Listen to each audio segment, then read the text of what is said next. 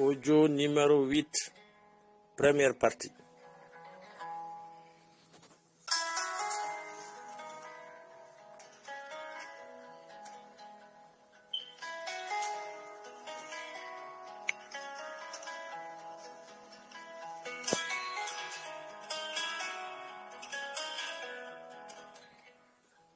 Au nom de Dieu clément et miséricordieux, paix et salut sur le sceau des prophètes qui a dit dans l'un des hadiths authentifiés que celui qui meurt dans la préservation de ses biens est un martyr, que celui qui meurt dans la protection de son intégrité physique est un martyr, que celui qui meurt dans la sauvegarde et la valorisation de son identité est un martyr.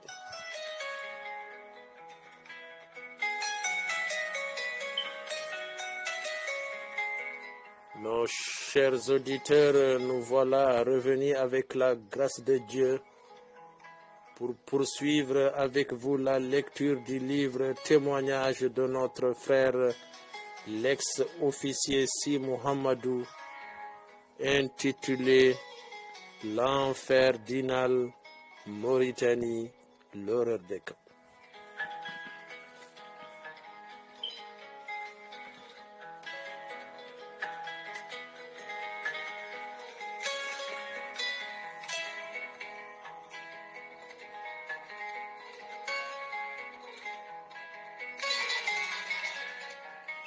À la page 60, le natif de Belinabe dans le Hinangue-Bosseya, l'ex-officier témoigne.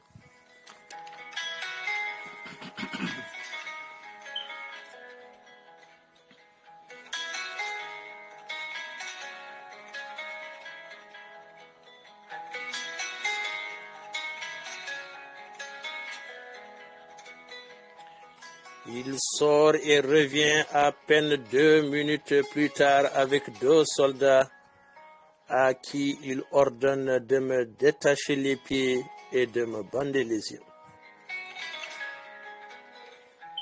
Je suis soutenu par les 2 soldats et guidé à travers la base pour une destination inconnue.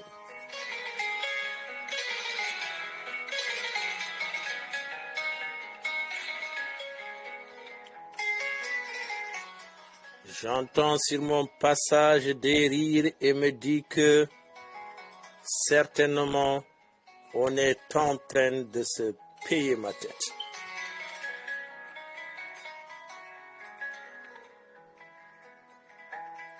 Mes accompagnateurs restent muets durant tout le trajet.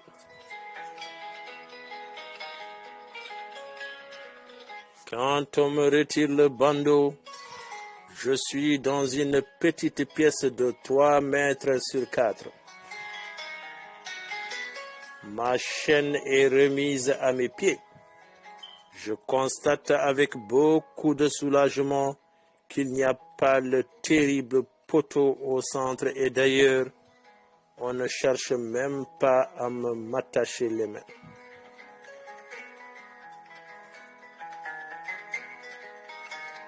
Mais le plus rassurant à mes yeux est cette porte qui se referme de l'extérieur, bien entendu, grâce à un cadenas. Au moins, cela limite le nombre de personnes qui ont accès à moi. Désormais, je ne suis plus à la merci du premier venu, contrairement à ma précédente situation. Intérieurement, je souhaite que mon caporal étrangleur fasse partie de cette catégorie d'indésirables n'ayant pas accès à ma nouvelle cellule.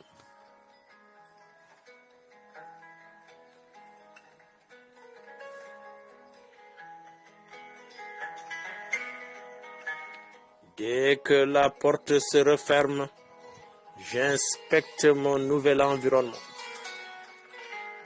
J'ai vaguement l'impression de connaître les lieux. Je m'approche de la porte, regarde par les interstices et reconnais tout de suite l'endroit. Ma nouvelle cellule n'est rien d'autre qu'une pièce que j'avais moi-même faite construire 2 ans et demi plus tôt. J'étais adjoint au commandant de base. Il n'y avait pas de bureau affecté à l'adjoint. Le lieutenant Mohamed Oulmodje et moi devions travailler tous deux dans le même bureau. Le sien, j'ai alors fait construire cette pièce. Le jour même où la construction fut achevée, on m'annonça ma mutation à nouveau à la Guaira.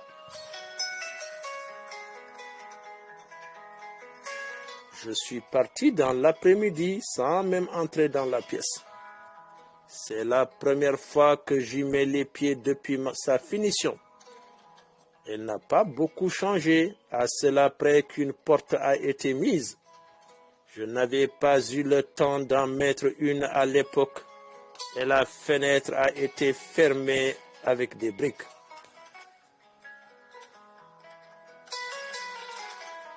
J'avais fait ouvrir une fenêtre dans le mur, côté rue, sur une suggestion de ma fille âgée de 3 ans à l'époque. J'étais sur le toit pour en contrôler la finition. Il y avait déjà une fenêtre qui donnait sur la cour. Elle aussi a été fermée. Il ne me restait plus qu'à mettre une porte et en battant à la fenêtre donnant sur la cour.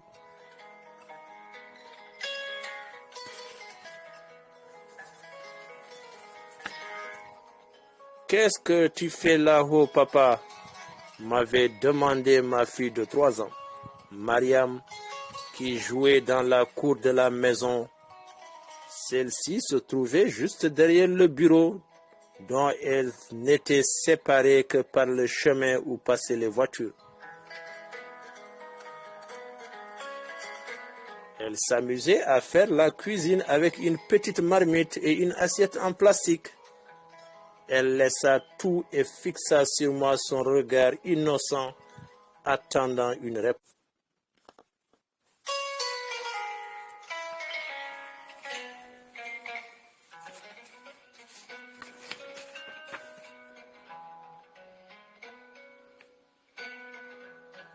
Audio numéro 8, deuxième et dernière partie.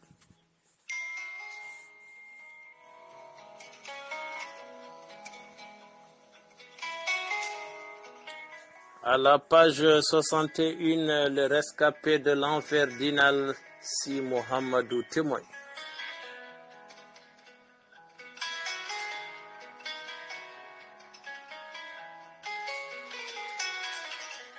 Elle laissa tout et fixa sur moi son regard innocent, attendant une réponse.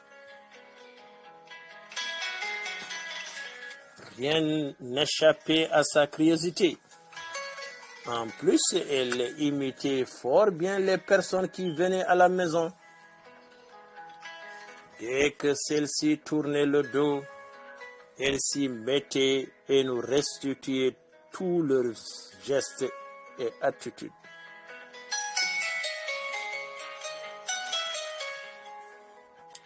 Je vérifie mon bureau, ma chérie.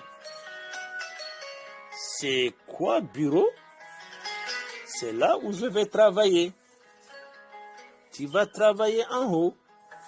Mais non, je vais travailler à l'intérieur. Est-ce que je peux te voir travailler? Bien sûr que tu pourras me voir. Je vais faire ouvrir une fenêtre. Et tu pourras même m'appeler Siraki Tambet.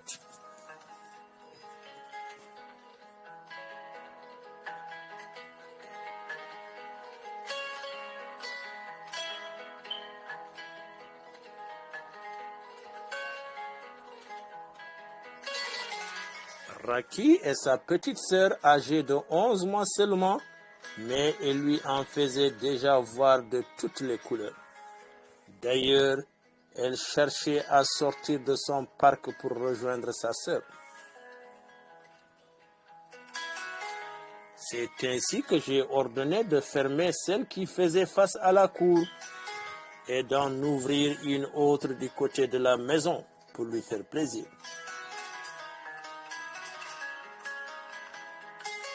Sa joie avait beaucoup amusé les soldats qui construisaient le bureau. Il était presque midi. J'avais donné un rendez-vous à l'infirmerie pour 15 heures. J'avais décidé de construire une pièce pour les hospitalisations. L'infirmerie se composait d'une chambre qui servait de salle de soins, de bureau du major et de lieu d'hospitalisation. Avant même de descendre du toit, le caporal salle transmetteur de la base me dit que je suis muté de nouveau à la Guaira et qu'il vient de remettre au commandant de base le message.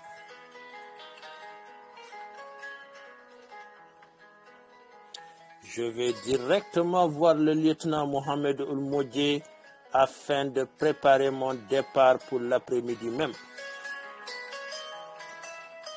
Au moment où je quittais la base, je remarquai que la fenêtre demandée par ma fille avait été ouverte. 2 ans et demi se sont déjà écoulés.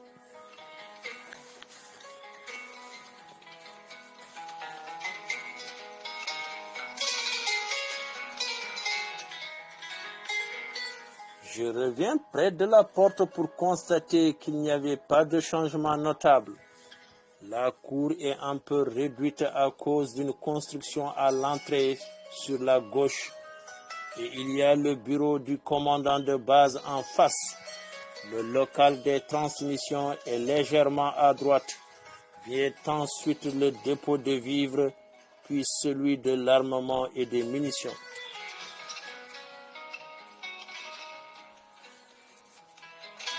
De mon observatoire, je peux voir tout ce qui se passe dans cet espace. Cela m'amènera parfois à être le témoin impuissant des séances de torture. Dans ces cas, je n'arrive pas à détacher mes yeux du sinistre spectacle.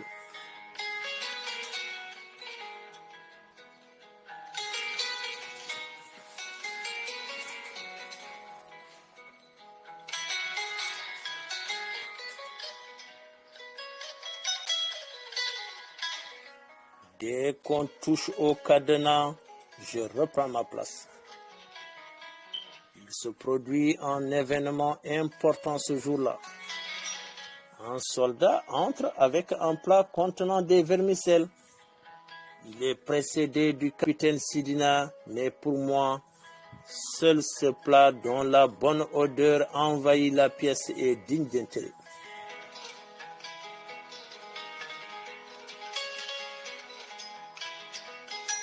Je ne me rappelle même pas des propos qui ont pu être tenus par le commandant de base aujourd'hui.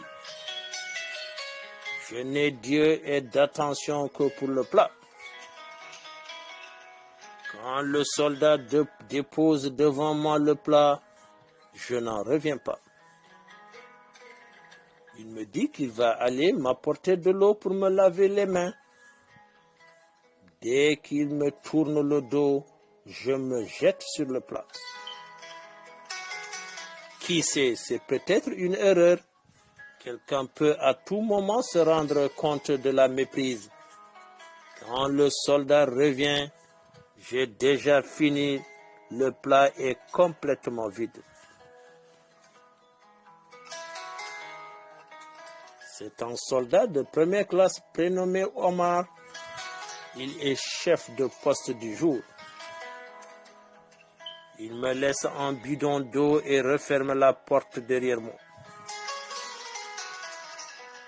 Je ne me suis même pas rendu compte que le capitaine Sidina n'était plus là. Il y avait des choses plus urgentes pour moi. Et ce plat avait une certaine priorité. Cela fait 5 jours que je n'ai pratiquement rien mangé. On m'a offert à 2 reprises une poignée de galettes de farine qu'on appelle biscuits saracolés. J'ai toujours refusé leur saleté de pâte de riz.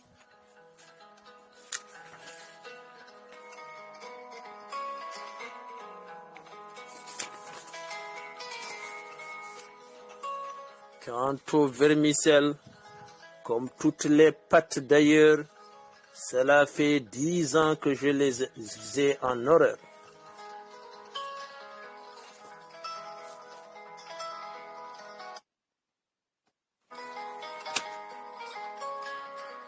J'en ai tellement mangé à l'école militaire inter-armadatar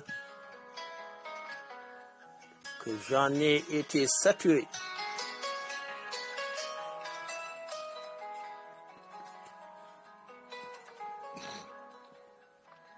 Mais je suis aujourd'hui très content de renouer avec l'Italie.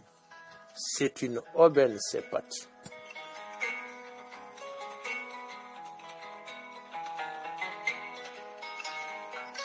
Pour en conserver l'odeur, je refuse de me laver les mains. Je ne pense pas que ce régime va durer et l'avenir me donnera raison.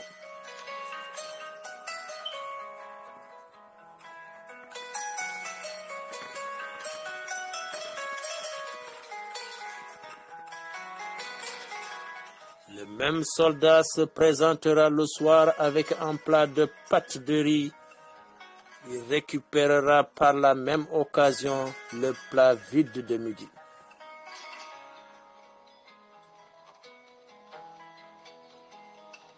Dans l'après-midi, on me donne un vieux manteau tout usé pour me protéger contre le froid. La face intérieure est couverte de sang, mais c'est ça ou rien. Je le roule en boule et le mets dans un coin de la cellule.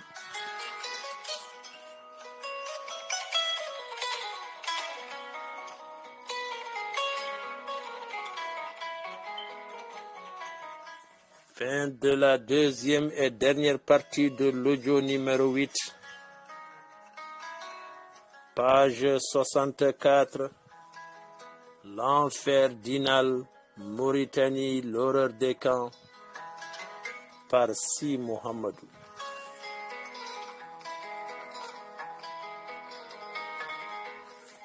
Salli ala Muhammad.